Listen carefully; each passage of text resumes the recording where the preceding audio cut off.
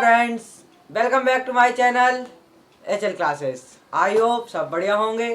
तो आज हम करेंगे पार्ट 3 चैप्टर नंबर 12 इलेक्ट्रिसिटी का, क्लास 10th साइंस। ठीक है, तो चलो आज पार्ट 3 में हमें करना क्या है। इससे पहले हमने करंट पढ़ा था, उसका हमने फॉर्मूला बताया था आपको क्या होता है, I = Q/T। उसके ऊपर हम कुछ 5 क्वेश्चन करेंगे, फिर उसके बाद ओम्स लॉ पढ़ेंगे। ठीक है, तो चलो। By what is the name of physical quantity Kolam पर सेकेंड। कोलाम पर सेकेंड को फिजिकल क्वांटिटी से दूसरे क्या कहते हैं हम। देखो यहाँ करंट है, यहाँ चार्ज, यहाँ टाइम। चार्ज को कोलाम, इसको टाइम को सेकेंड। इनकी भी ऐसा यूनिट, तो इसकी क्या होती है, एम्पियर। पता ही होगा आपको करंट की ऐसा यूनिट एम्पियर। फिर what is the unit of electric current. Electric current की यूनिट क्या होती है, ये भी एम्पियर। आपको ऐसे क्वेश्चन घुमा फिरा के पूछ सकता है, ठीक है ना। How many milliampere in 1 ampere. 1 ampere में कितने मिली एम्पियर होते हैं। तो बताया गया था आपको कि 1/123 मतलब 10⁻³ एम्पियर। 1 मिली एम्पियर में इतने एम्पियर होते हैं। How many micro ampere. Micro ampere ही बताया गया था आपको, 1 इतना 10⁻⁻6 ये होते हैं एम्पियर। ठीक है, लास्ट क्वेश्चन है, current is measure by an instrument is called. Current कौन से इंस्ट्रूमेंट से मेजर करते हैं। तो इसका आंसर है आपका एमीटर। ठीक है, जैसा आपसे पूछे वोल्ट किससे करते हैं, तो होता किससे था, वोल्ट मीटर से। ये होगा क्या, एमीटर। ठीक है, ऊपर लिख देते हैं थोड़ा सा हम इसे, आपको दिख नहीं रहा होगा तो देखो ये इसका आंसर है एम मीटर। ठीक है, तो हम करंट मेजर करते हैं एमीटर्स। ठीक है, तो देखो एक दो क्वेश्चन और देख लेते हैं, फिर बढ़ते हैं अपने अगले टॉपिक ओम्स लॉ के ऊपर। वो एकदम बढ़िया टॉपिक है, आपको अच्छे से आना चाहिए वो वाला टॉपिक।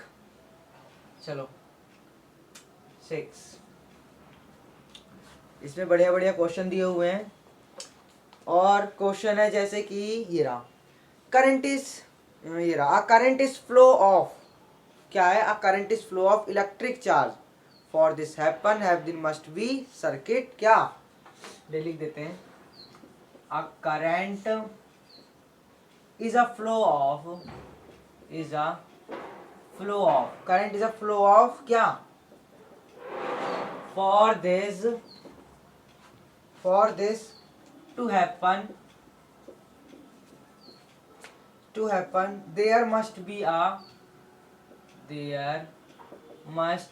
a circuit. क्या सर्किट कैसा होना चाहिए, जब सर्किट क्लोज होगा तभी तो करंट फ्लो होगा।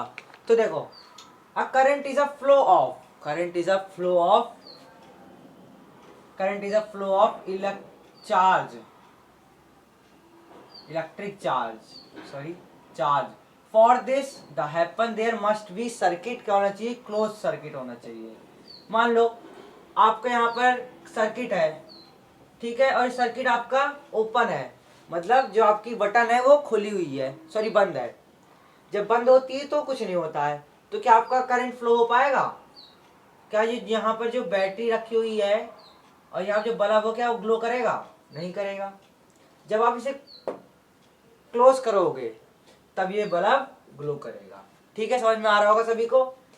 तो जब की क्लोज होती है, सर्किट ओपन हो जाता है, मतलब सर्किट चालू हो जाता है। ठीक है, जब की बंद होती है, की ओपन हो जाती है, तो सर्किट क्लोज हो जाता है। ये दोनों अपोजिट होते हैं एक दूसरे के। ठीक है, चलो करते हैं ओम्स लॉ। ठीक है ना,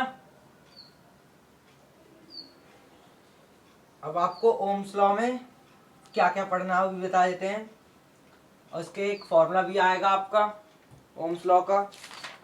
ये आता है आपको Ohm's law.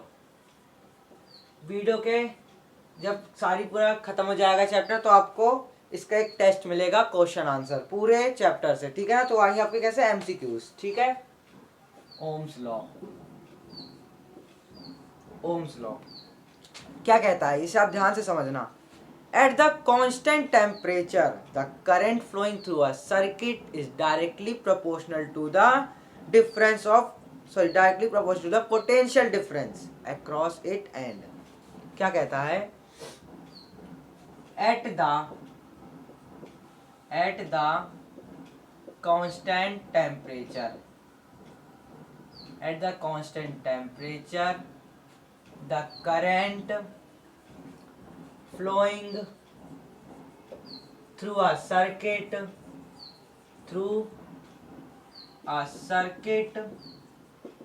is directly proportional to the किसके, directly TIO proportional to the potential difference, किसके, पोटेंशियल डिफरेंस के डायरेक्टली प्रोपोर्शनल होता है। प्रोपोर्शनल डिफरेंस लास्ट में क्या है, across its and, across its and. तो आपको ये लाइन पढ़नी है, आपको एक लाइन पूछी जाएगी, at the constant temperature the current flowing through a circuit is directly proportional to the potential difference cross its ends. जो करंट होता है वो डायरेक्टली प्रोपोर्शनल होता है किसके, पोटेंशियल डिफरेंस के, याद रखना आप। अब देखो, अब जो करंट है वो डायरेक्टली प्रोपोर्शनल हुआ किसके, पोटेंशियल डिफरेंस को आप V से तो लिखते हो, तो V भी इसके डायरेक्टली प्रोपोर्शनल होगा। अब आपको यहाँ पर एक डायरेक्टली प्रोपोर्शनल का साइन हटाने के लिए आपको यहाँ एक कांस्टेंट रखना होता है, ठीक है। जब आप इसको हटाओगे ना, तो यहाँ पर किस चीज का सिंबल लग जाएगा, V इक्वल टू ये हो गया। जब इसे हटाओगे तो आपको यहाँ लग जाएगा इक्वल लगा के IR, ठीक है, समझ में आ रहा होगा सभी को। जब आप डायरेक्टली प्रोपोर्शनल हटाते हो तो आपको एक कांस्टेंट टर्म रखनी होती है, जो कांस्टेंट टर्म है वो है क्या, R का मतलब है यहाँ पर रेजिस्टेंस। ये आपको एक नया फॉर्मूला बन चुका है। अभी तक आपने दो फॉर्मूले देखे थे, कौन कौन से, V equal to W upon Q, ये था पोटेंशियल डिफरेंस का। दूसरा formula I equal to Q upon T, ये था करंट, चार्ज और टाइम के रिलेशन पे। ये तीसरा फॉर्मूला मिला आपको V equal to IR, V equal to potential difference, I equal to current और R इक्वल टू रेजिस्टेंस, ठीक है। अभी समझ में आएगा, धीरे धीरे समझ में आएगा, ठीक है। यहाँ तक समझ में आ रहा होगा सभी को अच्छी तरीके से। अब देखो इसके बारे में कुछ जान लेते हैं। अब यहाँ से आपको कुछ नोट लिखना है, नोट क्या, current is directly proportional to the potential difference, current is directly proportional to the potential difference. इसके डायरेक्टली प्रोपोर्शनल होता है, मतलब अगर करंट बढ़ेगा तो पोटेंशियल डिफरेंस बढ़ेगा, अगर ये बढ़ेगा तो ये बढ़ेगा, मतलब अगर ये घटेगा तो करंट भी घटेगा, ठीक है। और पोटेंशियल डिफरेंस के रेजिस्टेंस भी डायरेक्टली प्रोपोर्शनल होता है। पर एक बात और है, current is inversely proportional to the resistance, क्या, रेजिस्टेंस, ठीक है ना। अब देखो जैसे आपको यहाँ दिख रहा होगा, ये फॉर्मूला है आपका V इक्वल टू, अगर आप इसको ऐसे लिख दो कि R की वैल्यू निकाल लो, इससे आप इधर निकाल लेते हैं इधर तरफ, ठीक है ना। R की वैल्यू क्या आएगी यहाँ से, V अपॉन I, तो ये क्या होगा, इनवर्सली प्रोपोर्शनल हो गया। R बढ़ेगा तो I घटेगा, और I बढ़ेगा तो R घटेगा, ठीक है। यह बात हमेशा याद रखना, अभी आपको ऐसे ऐसे क्वेश्चन बताए जाएंगे जिससे आपका इसका सारा क्लियर हो जाएगा, ठीक है। चलो देख लेते हैं, हटा दे से। अभी देखो आपका एक कांस्टेंट, एक और चीज बता दें आपको, क्या है वो, अभी आपको इतना समझ में आ गया, पोटेंशियल डिफरेंस रेजिस्टेंस के डायरेक्टली प्रोपोर्शनल और करंट के भी डायरेक्टली प्रोपोर्शनल होता है, ठीक है। अब देखो, the potential difference across end of the conductor is double. अगर आपसे मान लो एक क्वेश्चन पूछा इसने, when potential difference across the end is double, इसमें क्या क्वेश्चन करा कि अगर पोटेंशियल डिफरेंस डबल हो गया तो करंट क्या होगा, तो आप क्या बताओगे, V is directly proportional to I, अगर पोटेंशियल डिफरेंस बढ़ेगा तो करंट भी बढ़ेगा, तो यहाँ आंसर लिखेंगे हम करंट ऑल्सो डबल। समझ में आ रहा होगा सभी को। अब देखो, if the potential difference half, तो करंट भी क्या हो जाएगा, half. when potential difference is half then current also, current भी हाफ हो जाए क्योंकि इसके डायरेक्टली प्रोपोर्शनल है ये, करंट ऑल्सो हाफ। ठीक है, अब आएगी रेजिस्टेंस की बारी। अब रेजिस्टेंस कैसे क्या होगा तो देख लो। एक बात और है, नोट डाल के लिखना है, the resistance of a conductor depend upon the length, thickness,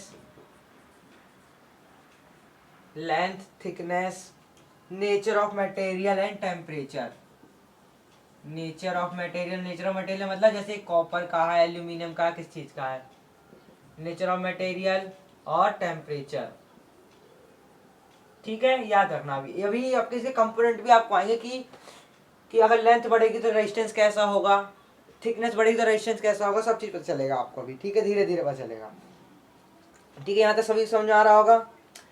अब देखो SI यूनिट, अभी तक आपको तो पता था कि V की क्या होती है, वोल्ट, I की करंट।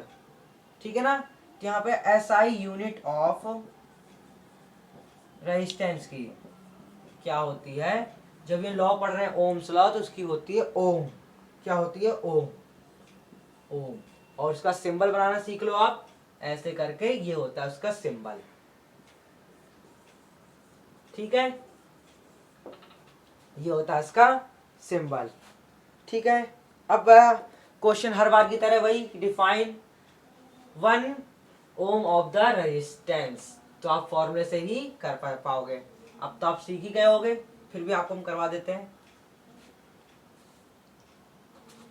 क्या करना है, क्वेश्चन है define 1 ohm of the resistance. Define करना है आपको 1 ओम ऑफ द रेजिस्टेंस। तो लिखोगे 1 ohm of the resistance, 1 ohm of the resistance, 1 ohm of the resistance of a conductor such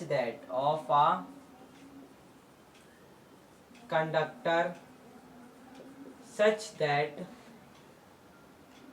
when a potential difference 1 volt is applied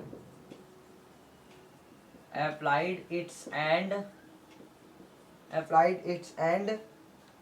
1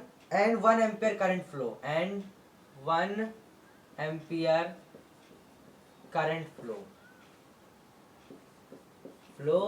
through it।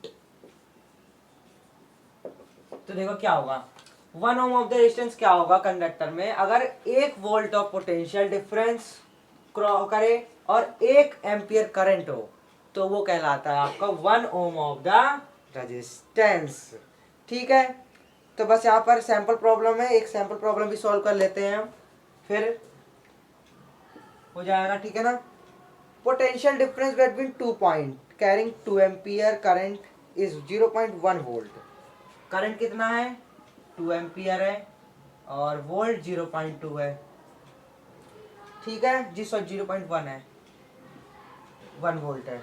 तो आपको बताना है क्या, आपको बताना है रेजिस्टेंस फाइंड करना है। तो आप फॉर्मूला लगाओगे V equal to IR, V 0.1, I 2, resistance निकालना है, इसे नीचे ले आओ, R ये आ गया 0, तो ये आ गया रेजिस्टेंस 1/20 ओम। ठीक है, चलो इतना काफी आज के लिए। अब आपको बस क्या, गुड कंडक्टर, इंसुलेटर, ये सब चीजें पढ़नी है, तो इसे हम करेंगे अगले नेक्स्ट वीडियो में। ठीक है, तो आपको अगर वीडियो अच्छी लगी हो तो लाइक करें, शेयर करें और सब्सक्राइब करें। Thank you.